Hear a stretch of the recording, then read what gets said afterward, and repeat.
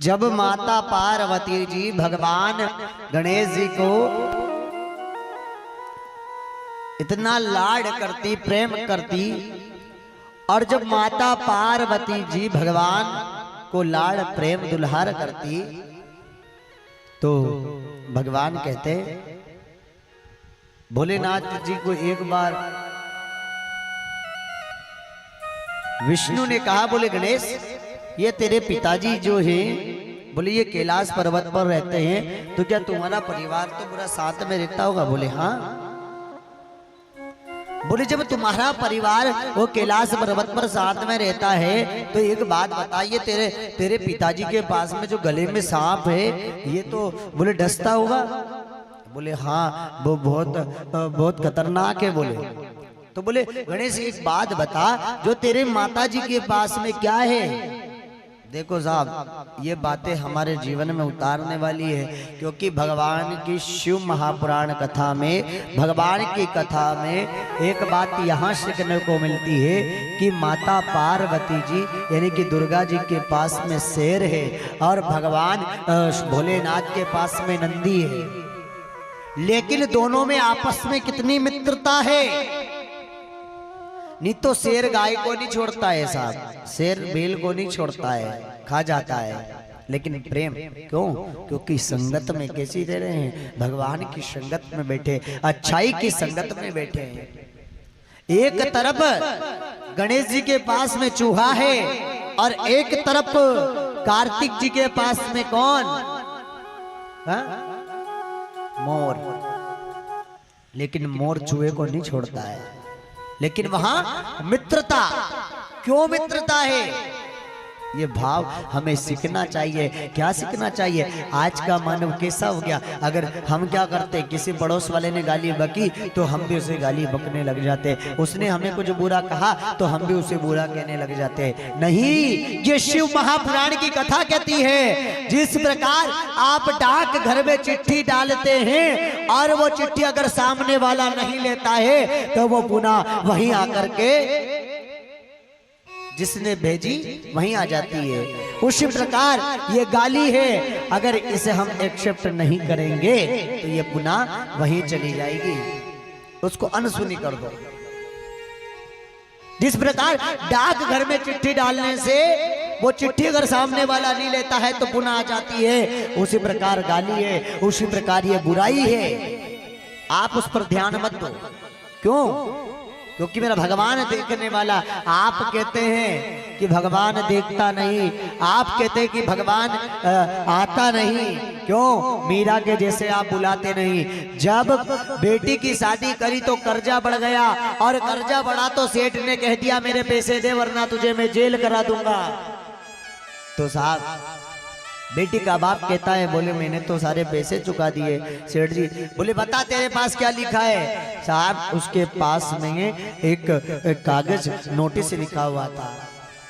अब वो नोटिस जो लिखा था तो सेठ जी ने कहा, बेटो सेठ जी आप मेरे घर आ जाए, मैं चाय बनाकर पानी लेकर आता हूँ। वो पानी लेने गया, जब तक सेठ ने वो कागज को फाड़ करके पीछे फेंक दिया, और जब फेंका तो उससे कहता है, देख भाई तूने कोई पैसे वैसे नहीं दिए, तेरे पे अभी मेरे पैसे बाकी है, अगर तू पैसे नहीं देगा तो मैं तुझे जेल करा दूंगा, तेरे पर केस कर दूंगा। साहब गरीब कहता है, बोले मैंने राजा आपके सारे पैसे चुका दिए, मेरे पास तो कुछ भी नहीं बका, अभी मैंने आपको कागज दिया। बोले नहीं कोई कागज नहीं है, फेंक दिया मैंने। साहब दूसरे दिन उसके ऊपर केस लगा दिया। अब जब केस लगाया, कोर्ट में खड़ा किया, और जब कोर्ट में खड़ा हुआ तो जज साहब ने कहा, बोले भाई क्या तूने इसके पैसे चुका दिया? बोले हाँ जज साहब मैंने इसके पैसे चुका दिए। बोले कोई तेरे बीच में तो होगा, कोई लिखा पढ़ी तो करी होगी, कोई बीचवाल तो होगा? बोले कोई बीच में नहीं था। बोले कोई भी बीच में नहीं था? बोले हाँ नहीं था। साहब उन्होंने फिर जज साहब ने कहा अगली पैसे पे सुनाया जाएगा फैसला। अगली पैसे फिर आई, फिर बुलाया, बोले भाई सही बता तेरे बीच में कोई था या नहीं था? बोले महाराज मेरे बीच में कोई नहीं था। बोले तूने पैसे दिए जब तो कोई होगा? बोले नहीं था। देख लास्ट बार और पूछा जा रहा है, अगर कोई हो तो बता दे। बोले हाँ हाँ हाँ मुझे याद आ गया, एक था। बोले कौन? वो मेरा देवादी देव महादेव, वो भोलेनाथ, यानी कि वो भोले दादा थे बीच में। क्या बोला उसने? वो भोले दादा बीच में थे साहब। वहां पर नाम लिख दिया गया, बोले भोले नाम के आदमी को फलाने को बुलाया जाए। अगली पेशी आई, गांव में नोटिस गया, और जब नोटिस गया तो पंडित जी पुजारी बैठे हुए थे मंदिर के पेड़ी पर, और जैसे ही उस पुलिस वाले ने पूछा, बोले भोले नाम का आदमी कौन है, ये भोले दादा कौन है? तो बोले ये नाम का तो आदमी कोई भी नहीं है यहाँ पे। बोले शाम को अगर कोई आरती में आए या कोई आए तो बोले ये दे देना उनको। साहब उन्होंने वो मंदिर में रख दिया पंडित जी ने। अब वो नोटिस जब मंदिर में रखा, सुबह पंडित जी पूजा करने आए, उन्होंने देखा कि यार ये नाम का व्यक्ति तो आया नहीं, एक बार मैं खोल के तो देखूं। और जैसे ही उन्हें खोल करके देखा तो उसमें लिखा था कि भोले। अब भोले नाम का व्यक्ति कोई नहीं था। भोला तो मात्र किसको? भगवान शिव को कहा जाता था, भगवान शंकर को कहा जाता था।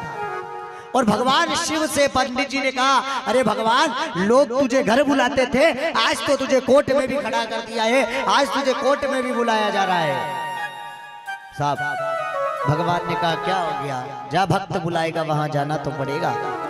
बोले तो ठीक है, क्या बागंबर पहन के जाओगे या भस्मी रमा के जाओगे, टाई बेल्ट लगा करके जाओगे, कैसा सजाऊं बोलो? भगवान भोलेनाथ ने साहब एक वकील का रूप धारण करा, और जब वकील का रूप धारण करा मेरे भगवान देवादी देव महादेव भोलेनाथ ने, और जाकर के कोर्ट में खड़े हो गए, और जो कागज उस सेठ ने फाड़ करके फेंका था, वो भगवान शिव की छोटी सी शिवलिंग रखी हुई थी, उसके घर में मंदिर था, वो कागज उस मंदिर में जाकर के गिर गया था। वही कागज उठा करके भगवान ने वह जज साहब के सामने पेश कर दिया, और जैसे ही जज साहब के सामने वो कागज पेश किया गया तो उसे निर्दोष बरी कर दिया गरीब को, और वो जो बेईमानी कर रहा था उसे फांसी पर चढ़ा दिया गया। और आज ये सत्यता है कहाँ? हमारे ही क्षेत्र में। कहाँ पर? यहाँ से आगर कितनी दूर है? आगर मालवा का नाम सुना होगा आपने, बाबा बैजनाथ मंदिर नाम सुना होगा आपने आगर का है? आगर मालवा, वहां पर बाबा बैजनाथ का, भोलेनाथ का मंदिर है वहां पर। और वहां देखना एक मूर्ति लगी हुई है वकील के रूप में, वो वहीं की कहानी है जो मेरे बाबा बैजनाथ कोर्ट में गए थे। वो भोलेनाथ मेरा देवादी देव महादेव आपके लिए हर जगह जाता है, लेकिन वो भाव मैंने बताया ना, प्रेम के पाले पड़कर, प्रेम था, भाव था। भगवान घोड़ा चलाएगा, लेकिन वो भाव हमारे अंदर होना चाहिए, वो भक्ति का वो प्रेम हमारे अंदर होना चाहिए।